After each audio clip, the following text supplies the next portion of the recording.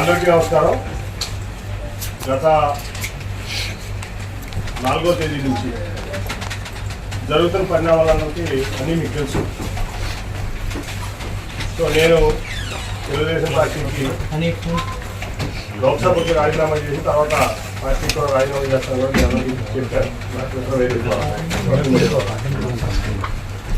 నేను 2013 జనవరి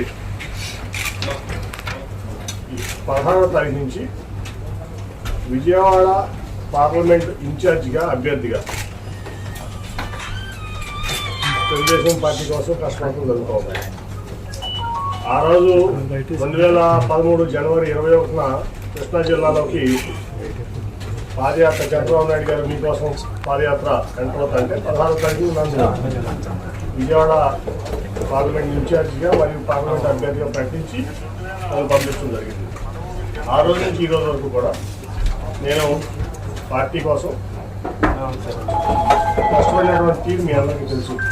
ముఖ్యంగా 2014 ఎన్నికల వరకు పాదయాత్ర తర్వాత పంచాయతీ ఎన్నికలు, ఎంపీడీసీ ఎంపీటీసీ ఎన్నికలు, అట్లాగే కార్పొరేషన్ మున్సిపల్ ఎన్నికలు, తర్వాత జనరల్ ఎలక్షన్స్ ఈ ఉమ్మడి కృష్ణా జిల్లాలో మరి మొత్తం అంతా నా పుస్తకాన్ని తీసుకుని నేను చేశాను.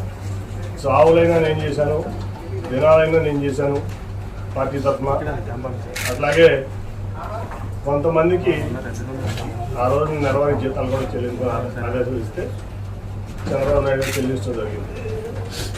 నా సొంత వ్యాపార సంస్థలన్నీ కూడా తెలుగుదేశం పార్టీ ముఖ్యమని చెప్పి నేను ఈ పార్టీ గెలుపు అవసరం అని చెప్పి భావించి నేను ఆ పనులన్నీ చేశాను.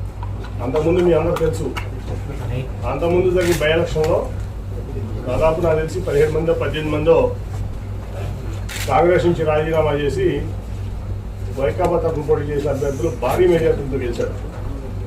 అది 2012లో 14లో నాకు గుర్తు 12 నాకు గుర్తులేదు. అప్పుడు అందరూ అన్నారు నన్ను, ఎందుకు నువ్వు ఈ డబ్బులు వేస్ట్ చేసుకుంటున్నావు, టైం వేస్ట్ చేసుకుంటున్నావు,